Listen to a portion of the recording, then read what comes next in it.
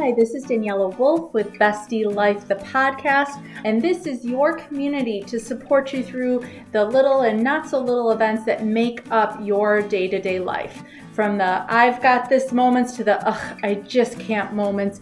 We are here to empower all women to find and develop the skills they need to find peace, balance, and the bliss in their busy. Through solo episodes as well as interviews with amazing women who share their journey and their story and how it works for you. I hope you find the inspirations to make you laugh, think, as well as maybe rethink what you thought you knew, and connect as we realize that we are all living similar ups and downs and don't have to do it alone. So excited for you to hear this episode, and thanks so much for joining me today. Hi, this is Daniela with Bestie Life, the podcast. And today I am so excited for you to meet Lynita Mitchell-Blackwell. She has been a lawyer, a speaker, an author, a CPA, ordained New Thought minister, and she's recognized nationally for her community leadership. She's now an intuitive business coach who leads her clients to live life on fire for the ultimate successful life with peace, joy, and fulfillment. So I am so excited to reconnect with you again, Lynita. I remember our last conversation. It was like old girlfriends catching up. I know. Thank you so much for having me on your show. I'm so excited to be here. So that was probably the briefest bio I've ever done on anybody, because I know there is so much and I would not do it justice, but can you share for us your journey and kind of what's led you to where you are now? Absolutely. So first, thank you so much for sharing your community with me. I know that they are like your family because mine is like my family and you are Mama Bear. And I love, love that about you. I have had a beautiful life, blessed life, great parents, siblings, support system, community. And they always encouraged me to work hard and you would see the results of that work. And so that's what I did. I worked hard in high school, got a scholarship to go to college, worked hard in college, got a great job out of undergrad. And as I was going through life, the accolades started rolling in, and I really, really liked the feeling. I don't know if I can overemphasize that. And I got to a place, Daniela, that I would do just about anything to hear somebody say, "Yeah, we're so excited to have you." And I would blow through sleep. I would go days, and I would sometimes skip meals, which did not help my waistline at all. And so I would go on these punishing runs to try and maintain my figure. And I was exhausted, but no one could tell me anything because I was successful. I was doing well in my law firm. And as I would go out and speak, I realized that more people needed some guidance. And so I wrote a book, and that did well. And then people said, "Can you help me write my book?" Which they really were like, "Can you publish this for me?" And so I became a publisher, and we published 9 best-selling authors. And I started a media company, and we were covering amazing events like the Soul Train Music Awards. Wow. Yeah. That's amazing. Yeah, I mean, it was so much fun. And I got what I wanted out of it, which was, yay, But then, of course, the bottom falls out like it does. And my body just couldn't take it anymore. My hair started breaking out. And I'm not talking about a few like strands that you find on the floor. I'm talking about in clumps. Oh. And I didn't listen. I just slept on a wig. I had a wig collection that would have made Beyonce like, "Girl, I got to get in your closet." And my nails started splitting in half. And I just got the most fabulous nails you could think of. I was just blinging. I was so cute, right? And even my skin started deteriorating. And so I started wearing really heavy makeup. And the one thing that I could not cover, though, was when, at the time, my daughter, who was 6, found me passed out in the middle of the floor, exhausted. Mm-hmm. And it was awful. There was no "Yay, Lynita." Mm-hmm. It was, "Oh my gosh, what are you doing?" And she took a blanket from her bed and put it over my body. And she put a pillow under my head. She kissed me on the forehead goodnight. And she said, "Good night, Mama." And the only thing I had strength to do was to say goodnight, baby. I could not put my child to bed. That's how tired I was. Wow. And I would love to tell you that that was the moment that everything changed and symbols and crashing and all of that. But we're friends, and I'm honest with my friends. It took 2 years for me to really embrace that this was not something I could do by myself. Mm-hmm. And during that 2-year period of time, I developed huge fibroids and stage 4 endometriosis. And I had to have a series of brutal surgeries that the last one, they bought this release form that said, "We don't know how this is going to go." And that's when I committed to actually getting help, asking people to help me. And so I hired a performance coach that had me list out everything that I do. And it was 7 pages. And she was like, "You got to get this down to 2. The problem with that, though, is that the measure that I'd been using with my life, which was if something was positive and good, then it stays. If it's negative, then it goes, could no longer be my metric, because everything at that time that I was doing was positive. Right. And yet I was dying. And so I had to redefine what success and happiness was for me. Up to that point, I'd been checking out the boxes like most of us, right?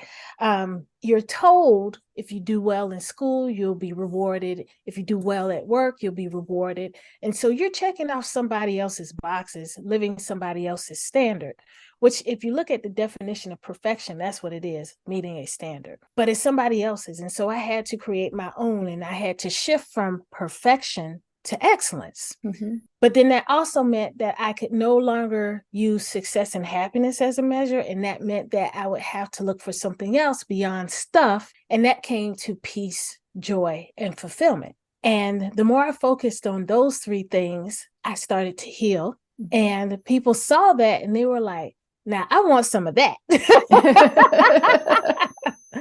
And so that's how I started coaching people as the intuitive business coach, to look beyond the stuff and to create a metric or a measure of what joy is to you. And I got to say this because some people think that that means you throw everything in your life you work for away. And that is so not what I'm saying. Right. You have to have a roof over your head. You want to eat, so you have to have food. What I'm saying instead is that can't be the measure. Right. And honestly, just hearing you tell your story, and obviously I missed a whole bunch of things in my intro, because you did even more than I realized, but it's like, I can hear as you started working on yourself, instead of you had so much more to give back. Yes. Because when you do these other accolades and you get a lot of things, it's hard to share that. You are shareable. What the gift that you have now, you're able to spread that all over. Thank you. That means so much, because that is actually my mission, is to share this message, because we have been told, and I need to be really clear, there was no malintent behind the people who told us this. These are people who love us, who care about our success, who want us to achieve beyond their wildest dreams. But they taught us what they knew. And we get to a place in our lives where once we realize that it's not working for us, we now have the responsibility. It is incumbent upon us to create a life that is pleasing and joyful for us. Well, because I think that's part of it. They teach us how to be successful. They don't teach us how to be happy, because I think there's a difference. Success does not always equal happiness. Money doesn't always equal happiness. And we've never been taught what that looks like, that joy is a measure of happiness, that these are not frivolous, nice to have things. That's absolutely right. And I would even go a step further, that it's not just happiness that we want, because happiness is externally determined. We're happy when we see a friend that we haven't seen for a long time, or when the sun is shining. And then we're sad when our friend goes back home, or when it's raining outside. That means that something or someone has control over our emotions.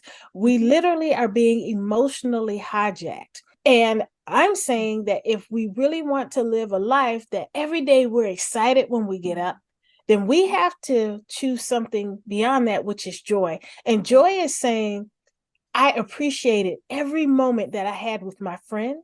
Mm-hmm. And when she goes home, I am happy to see her get home safely. Yeah. And so it's not to say that you won't be sad, but you are joyful for the moments y'all had. Mm-hmm.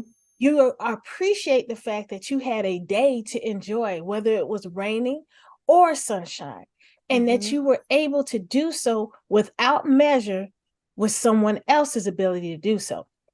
I'm adding that because even when we were growing up, we were told things like, you should be happy you have such and such because so-and-so doesn't have that. Yes. I'm saying you've got to stop with, I am so grateful to have such and such, period. Because once you add that other part to it, we are once again bringing somebody else in as to the determining factor as to whether we are appreciating our lives. And we can't have that if we're serious about a continuous, joyful, peaceful, fulfilling life. Right. So if I'm hearing that right, it sounds like there's a lot of mindset work in what you're doing. Gosh. Yes, it is. Yes, it is. And, you know, a lot of people combine it with exercise and self-care in terms of like getting your hair done and nails done and massages and bubble baths, time for self. And those things are nice, but let's say those things are taken away. Now what? It still has to be something within, regardless as to whether you can do those other things or not. Yeah. It's a renewable well of Thanksgiving. Absolutely. And you're speaking my language as far as, you know, the spa days, the massages, they're nice. But when it comes to really what recharges you and what fills you up, you know, that it breaks the mold of what you traditionally think of as self-care. Absolutely. Absolutely. And y'all, I get massages and I like my bubble baths. So yeah, same. So don't think that I don't. But it's, you know, like you said, it's talking about the daily, you know, on the daily, what's going to light you up, what's going to bring you that joy and fulfillment on the regular basis, and having, I'm sure, options across different areas is a big part of that as well. It is. One of the things that I do every day when I wake up in the morning before I check notifications on my phone or see about everybody in the house, I like to get up before everyone where it's still quiet and peaceful. And I do my prayers, I do my meditations, I do my stretches, and I do my gratitude affirmations. And those things really help me to be grounded, to center and focus on what this day is going to mean for me, because I am setting that intention, and to build that renewable well of gratitude and Thanksgiving, so that as I'm going through the day, because every day is not roses. I mean, we have tough clients sometimes, we're getting cut off in traffic, sometimes we're tired. Yeah. And we have to have a place that we can go to within ourselves to say, I am so grateful for this day. I'm grateful for this moment right here, right now. And then to breathe and then to go back into it. Yeah. And I love that you share how you're personally applying this for yourself, because I think that's so important as well. A lot of times, you know, you hear speakers, you see people, you know, on social media kind of talking about different things, but to see this isn't just something they say, this is what they do. This is how they live and breathe their life. Absolutely. Absolutely. Thank you. So your book, Live Life on Fire. Yes. Tell us more about that. Absolutely. Live Life on Fire, the ultimate guide to a successful life full of peace, joy, and fulfillment, is a cheat sheet on how to answer the question, what am I living for? Because as we've already discussed, most of us were told you're living to achieve stuff, and then you will be happy. And I'm turning that on its head and saying, no, we are living to achieve joy, and then the other things will come. Because as we are living joyfully and peacefully, then the fulfillment part comes because more people are attracted to us. Mm-hmm. We are working in a career and in a job that is satisfying and pleasing to us. We're doing excellent work, and people reward that with business. People reward that with promotions and raises. And if we're not getting that where we are, then we now have an idea of where we need to go to get it. Mm-hmm. And my book is broken down into 4 sections: breathing, meditation, silence, and flow. And once you get through all 4 of those, you can live your life in awe, in a truly amazing life. Mm-hmm. To make it relatable, though, I take the time to use examples from business as well as personal, because if you are an entrepreneur or a small business owner, your business is not separate from you. Yeah. You're one integrated being. And I know that there are people who are still in corporate America, and you think that you put on a mask and you go in and you're one person, and then you come home and you take it off and you're someone else. But your light shines through that armor every single day. That's why there are times where people are coming to you, they're sitting at your desk and they're sharing their whole life story. And you're like, I got work to do. How did this happen to me? That was me for a long time. And when we're talking about this intuitive work, people feel your warmth, your kindness, your love.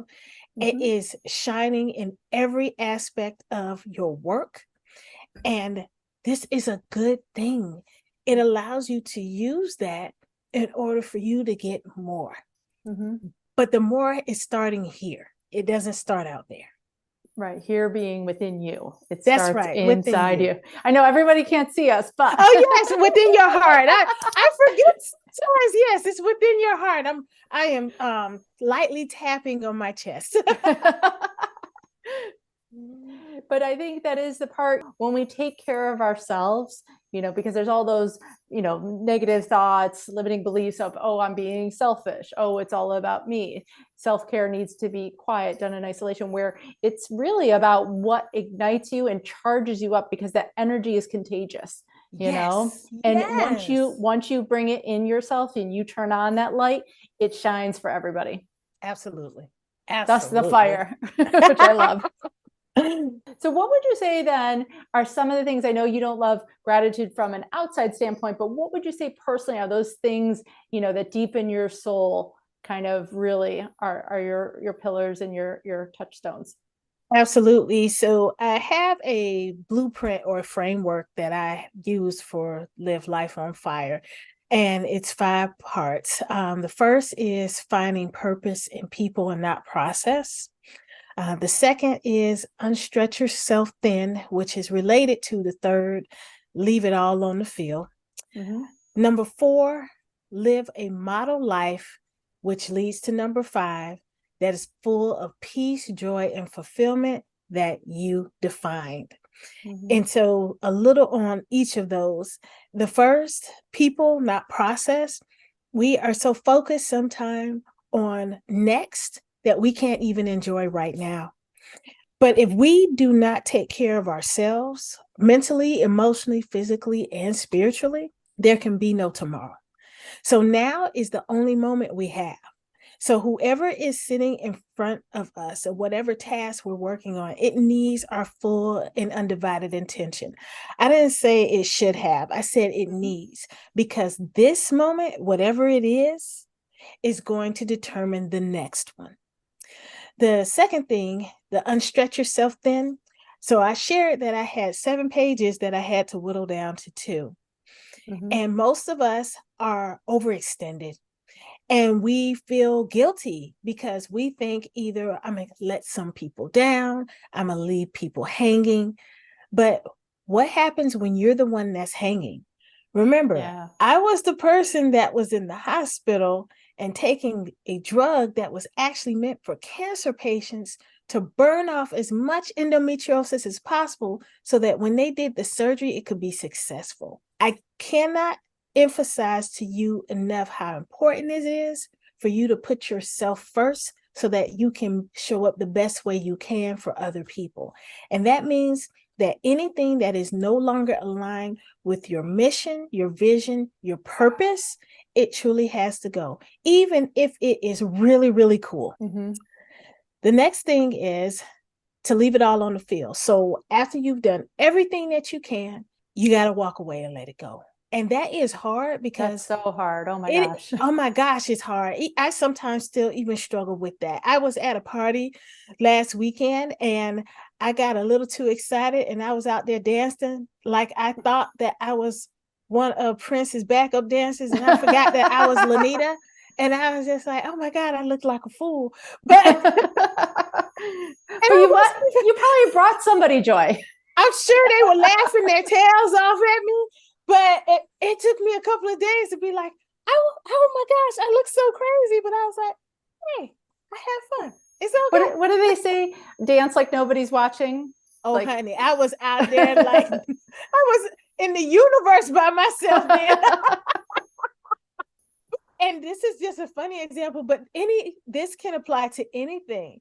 Okay, you do your review and then you got to let it go and move on to the next thing and not drag it into whatever you have coming up, because then you're not able to fully be present in that moment because you keep thinking about the past.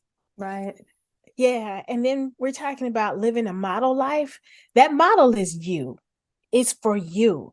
And while it is nice that other people see you shining, see you happy and joyful and really taking the world by storm, this work you're doing for yourself. And it is wonderful that your family will see it and want to replicate it. Mm-hmm. That is a great thing. But again, this has to be for you so that you can show up the best way that you can for other people. And that allows you to live with peace, joy, and fulfillment. Yeah. And that's the ultimate goal. You know, at the end of the day, you want to be like calm in your skin and being like, I'm good. Yes. You know? If this was it, I'm good today. Yes. Mm-hmm. No, I love all of it. And if you didn't take notes, I would absolutely pause, rewind, go back and get that formula, because that was gold. Oh my gosh, that was amazing.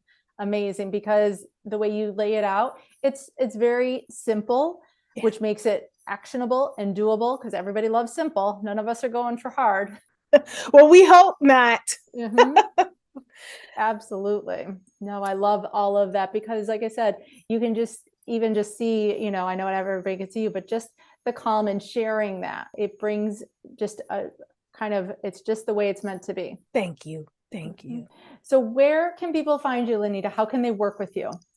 So the best place is my website, which is LynitaMitchell-Blackwell.com. Lynita spelled Lynita. Mm-hmm. And from there, we can connect. You can get copies of my book, which is also on Amazon.